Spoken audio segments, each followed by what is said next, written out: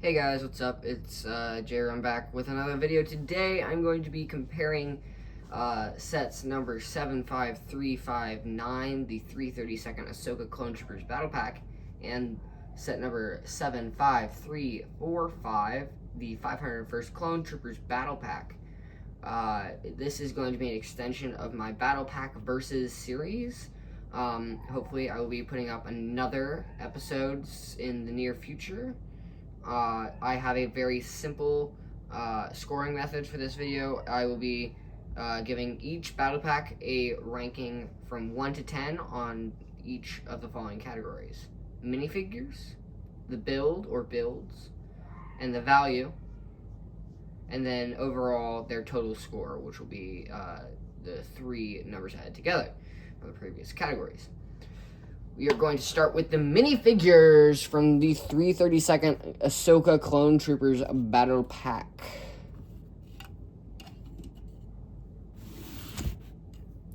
In this set, being that it is a battle pack, you get 4 figures. The first of which is Captain Vaughn, who is a beloved character that we only get to see for maybe 5 minutes in this show. The only distinction between him and the other torsos is that he has this little rank insignia here on his torso. And then his back printing is slightly different. He has a jetpack. Would have been nice to see a brick built one, just to make it pop a little bit more. But Lego's cheap nowadays, even though they have more money. Next, we have the 332nd Clone Trooper with the extended barrel, and all of these guys just have the newer clone face print. This guy has the orange helmet print with the Ahsoka markings, and the 501st torso and legs. His back printing is the normal clone printing, utility belt, and he has the extended barrel rifle, which is really nice. So you can make him a specialist or something of that sort. Next, we have 2 of the 332nd Clone Troopers or 332nd Jump Troopers, as they do come with jetpacks. Underneath, those guys just have the same printing. They do have these visors. There's also options to have the antennas, but I think the visors look way better, especially with the helmet holes, because before they had a different mold and it would sag down super low, but they do have that helmet hole issue where you have the spot for the hole and then the actual hole. Hopefully they change that soon, but yeah, these guys have the jetpack, and yeah, you can kind of see the helmet hole issue there.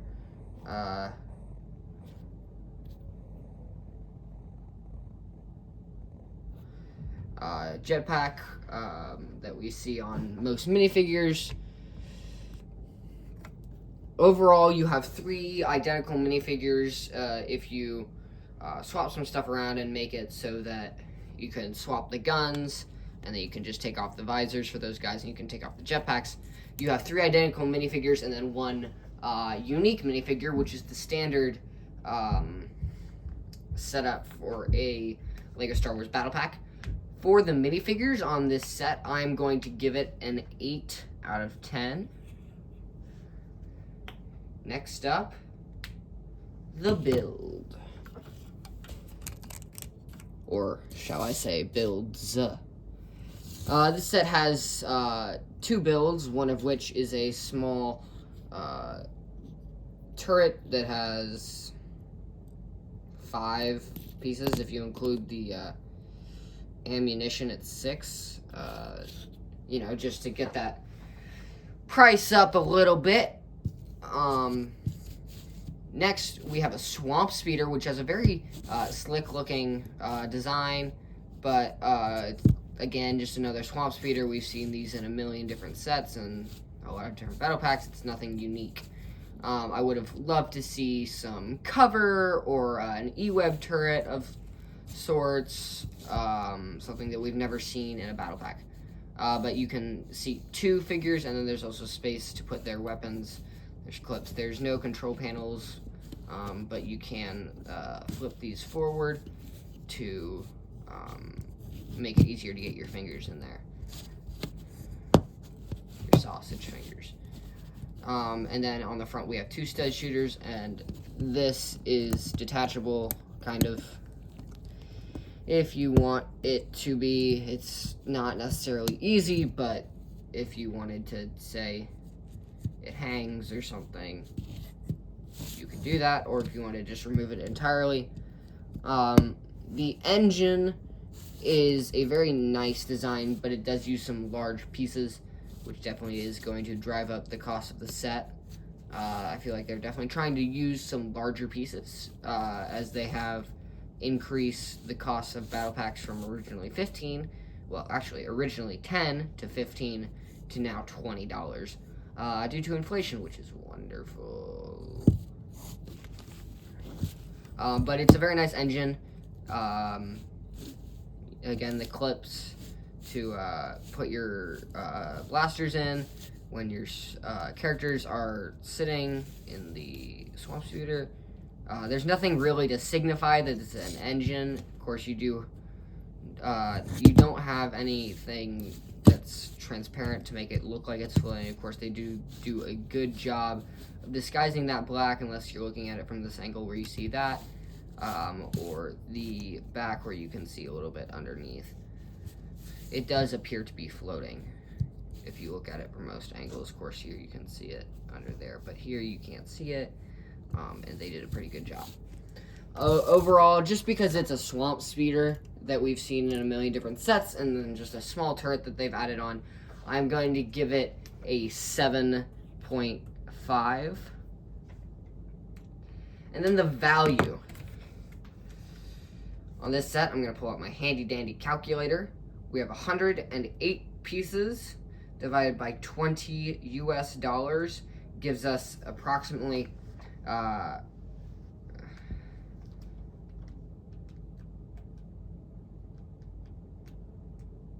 actually, it's going to be the flip-flop. It's going to be $20 US divided by 108 Lego pieces is going to give us about 18 cents per piece, which is pretty expensive, but there are some larger elements in this set which do make it more pricey. On that, I'm going to give it a 7 out of 10. Definitely could be nice to have it in that 10-cent range. Either have larger side build rather than the turret, or have the price be cheaper. But that is going to bring the overall score to a 22.5 for the 332nd Ahsoka Clone Troopers Battle Pack. Now we will move on to the 501st Clone Troopers Battle Pack. Starting with the minifigures. In this set, we have 3 different minifigures. The first of which being Clone Specialist, and he has a designation by a little orange or yellow marking, 2 dashes on his torso, on his upper chest. He does have this nice night vision scope, which appears in the Umbara arc, but it is missing some detailing, like the line, like the black line along the front of it, and some side printing, which is something you will see on a lot of custom sets nowadays, or custom figures. He does have the longer rifle, like the one that we saw on the 332nd Clone Trooper, but it also has a barrel extension here with that candlestick piece. He has blue arms with popular demand. For the 501st Legion set, it was white, but now they have made it blue. At least for this one, they have made it blue. You can see the back printing is the same as the other set. Granted, these were made in the same era. And that figure's face is just the newer, not so angry clone. And you can also take off that night vision goggle. And these come with other accessories as well, like these visors, as well as the antennas. We have two 501st Heavy Troopers. These guys have really nice printing, nice detailing on the chest with the little sling. These are based off of Battlefront 2. And then we have a little built-out backpack here. I will show you what the torso looks like underneath, because it is unique. That sling just continues over the normal back print. But it's definitely nice to see that brick-built backpack. I know a lot of people have disliked how they've been printing it. I personally did not like how they didn't include it in the Bad Batch attack shuttle, which I think it's good that they're taking criticism. They had some nice detailing here on the backpack. It's a Republic logo with little shading for the flap. This guy has a twin barrel heavy blaster with the binocular piece, as well as that alien gun. You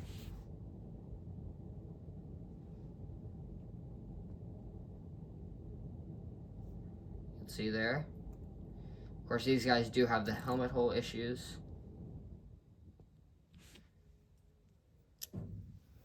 And there are two of those in this set. And lastly, we have the 501st Officer, who has the obnoxious printed comma, or waist cape. Would have been nice to see cloth or hard plastic like we've seen in the past with other sets. But this guy has a blue belt rather than white, and his back continues that with some blue detailing.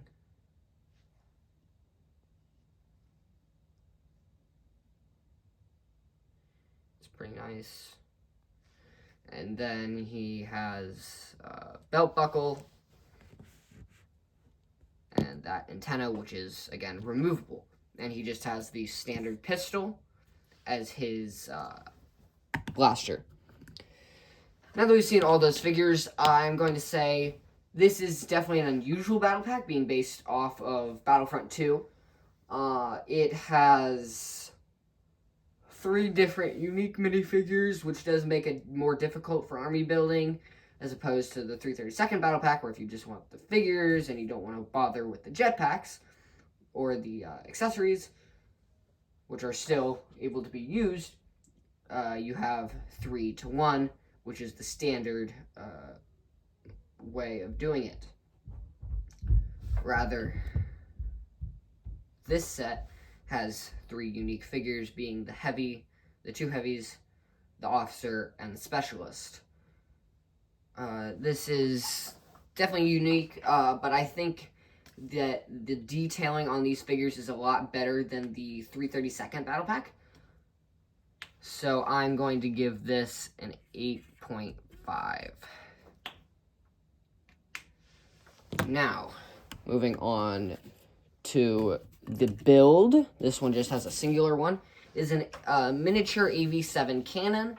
You can sit a trooper on here. You can see that just little slot that we see in those cockpits. It does have a spring-loaded shooter, which, if you don't like, can be removed. I just leave them in. because it would overflow my red bin. We have a nice barrel, not uber long like we saw on the AAT recently. It does have some weird color choices like the yellows rather than gray, and there's definitely some snot pieces showing here. And then we have some interesting detailing, and you can see like some light red popping out. Maybe it's dark red, but yeah. And rather than these legs being able to support themselves, which they very much are able to, they do add a clear piece under here, and these legs are completely posable. You can raise them, you can lower them. Nothing crazy cannons we see all the time in Lego sets that are battle packs for Lego Star Wars. This build being just a cannon again, I'm gonna give it it's probably gonna give it an 8. Just being that we don't see it as much as Swamp Speeders anymore. So now we will do the value, which is going to be $20 US divided by the 119 pieces in this set, which is going to give you roughly 16 cents per part. Tried to show it to you guys there, but it's not going to work. So given that it does cost less per part and there are more parts in this set, I'm going to give it an 8. I'm actually going to, because of the weird colors, and you can also see some tan popping out here, and they didn't stick with one color throughout. I am going to drop that build scoring to a 7. And that is going to bring its grand total to a 23.5, beating out the 332nd Ahsoka Clone Troopers Battle Pack by 1 point. And that is your winner for today's Battle Pack versus both of these amazing sets. I think they're definitely worth it. You can find them on sale for about $15 now, and it's a good deal that you can get. Save that extra $5. Get them for $15 to $16 now at Targets all over the place. But thank you guys for watching. Have a great rest of your day. See you next time.